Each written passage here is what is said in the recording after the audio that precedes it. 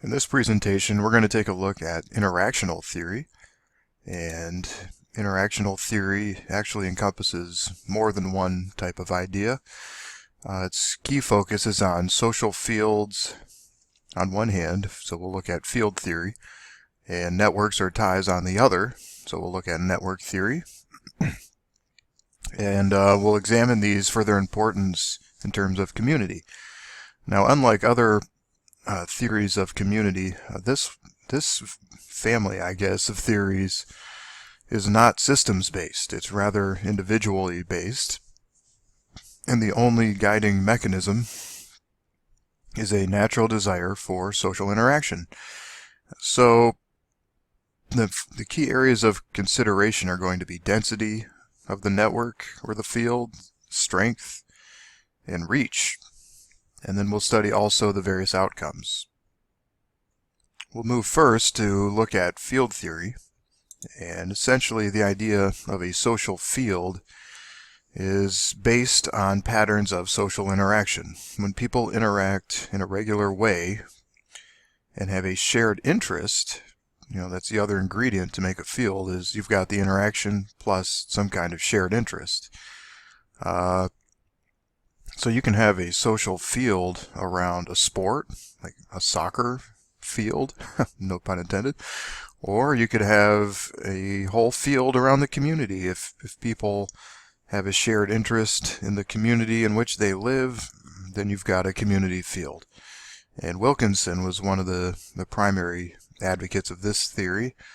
And in his framework, a field has four qualities. It's holistic, it's unbounded, it's dynamic, and it's emergent. And so it emerges from social interaction and social interests. It can change over time. It's dynamic. It can spread as it's unbounded. And it's holistic. It's not some kind of mechanical thing.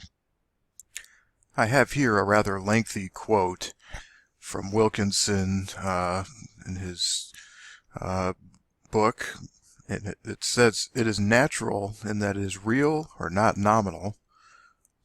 He's quoting Zimmerman, who outlined a general field theory before him, and it is not contrived. That is to say that social interaction is authentic, not that it follows subsocial or biotic principles of organization, as claimed by some human ecologists. So here he's making a distinction between the human ecology, or the ecological evolutionary perspective, and the interactionist perspective.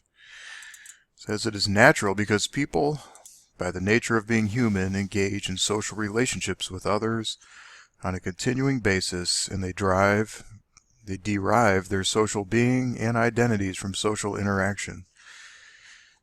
He goes on, "Community, likewise, is ubiquitous by virtue of the fact that all people engage in it almost all of the time, whether or not they recognize that fact. From the natural flow of the interaction processes, community emerges. Community, therefore, is a natural disposition among people who interact with one another on various matters that comprise a common life." And so we've got a definition there of community that is based heavily on a interactionist framework.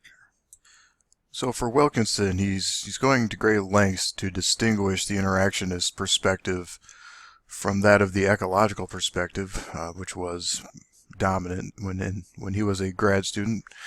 And he points to the fact that interaction is natural for humans and the basis of our well-being and identity. And he also does not necessarily equate this with the symbolic interactionist perspective by pointing out that it's very real and saying things like people are doing it whether they realize it or not, right?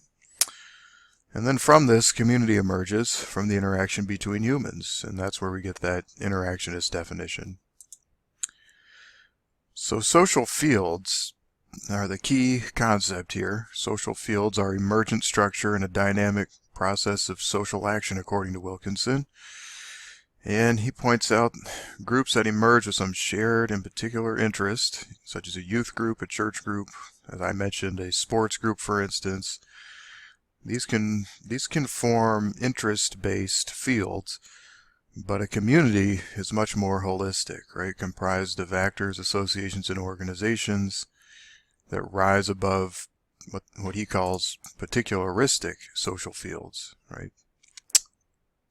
And this second rather lengthy direct quote more closely captures Wilkinson's notion of the community field.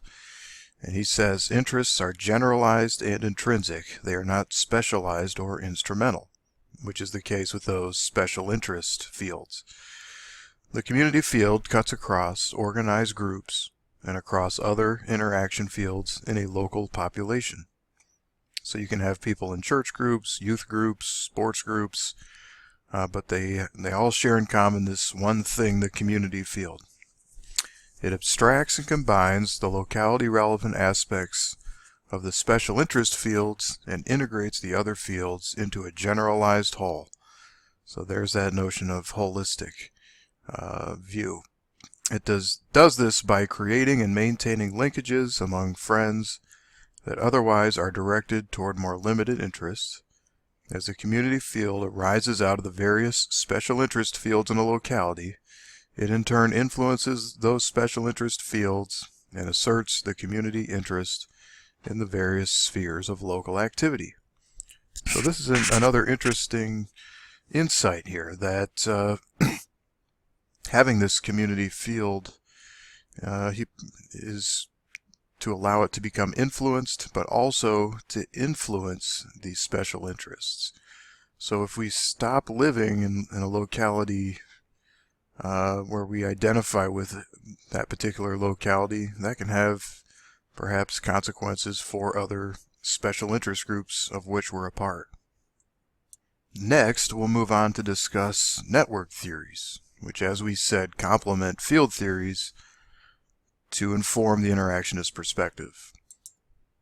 So our first observation will be of the Cornell School scholars who have been using terms social fluidity and social rigidity now for about 4 or 5 decades. And the term social rigidity refers to the barriers that exist between social groups, right? So when groups, for instance, have strong boundaries, as is the case with racial and ethnic groups under certain circumstances and locations. And social fluidity is the other side of the coin. It refers to flows between social group boundaries. So those can be penetrable or they can be impenetrable. Another important idea associated with network theory is Mark Granovetter's notion of weak ties, what he calls the strength of weak ties, actually. And what he suggests is that it's highly important for people to have loose acquaintances with people who are little more than strangers. And a lot of times that happens in professional settings where people will encounter other people who may later on down the road open the doors to some kind of opportunity. And so people who live in very different circles who don't necessarily have strong ties to each other nevertheless benefit from having those ties, and we call those bridging ties. And we'll see that come back up later when we're talking about social capital. Another influential piece of scholarship came from William Freudenberg, who offered up the idea of density of acquaintanceship, right? And here the idea has to do with the extent to which people are connected through multiple affiliations or relations. And as we see, for instance, in smaller towns, here we've got strong ties, right? So it's sort of the opposite, the other side of the coin of the weak tie argument. But there are also some real benefits to having strong ties as long as they are through multiple affiliations. And, you know, in small towns, a lot of times somebody will say, I know parents of my kids' friends, and I know the same people from work, and I see them at church on Sunday, and on and on and on, right? So there's a lot of different ways you know the same people. And that's a characteristic usually associated with rural communities. More recently, the notions of bridging and bonding social capital have been offered. And these are also network ideas, right? The strong ties and the weak ties, right? Blending together the Granovetter theoretical idea with the Freudenberg theoretical idea. And under bonding social capital, we have networks that provide us with opportunities and resources from people we really know well. And under bridging social capital, those resources are accessed from more distant and weaker ties. Flora and Flora actually suggests that the real advantage is when communities have some blend of the two. That is, the ratio of bonding to bridging social capital is about 1 to 1. And in that case, we have a condition called entrepreneurial social infrastructure. Flora and Flora go on to note what happens when that ratio gets out of whack. If we have too much bonding social capital but too little bridging, what you can see is factionalism, or what the Cornell School would call higher social rigidity between groups or subgroups. On the other hand, if you have too much bridging relative to bonding, that can lead to clientelism. And finally, if you have too little of both, then what you wind up is a bunch of individuals, right? An absence of social network ties leads to a high level of individualism.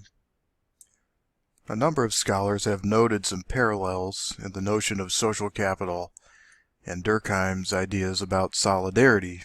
His ideas of mechanical solidarity, for instance, are very similar to this notion of bonding social capital, right? When people are tied to one another based on sameness and on the strength of their affection for one another. And on the other hand, organic solidarity has a lot of similarities to bridging social capital, where people are held together only quite loosely and are little more than strangers to one another.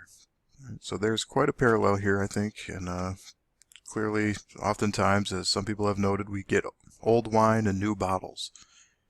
So in summary, the interactionist perspective comes to view community as an emergent condition that arises from social interaction, right? This idea of social fields popping up when you have interaction plus a shared interest, particularly a shared interest in the place where you live and work, or your community, right? So that's a shared interest in the locality.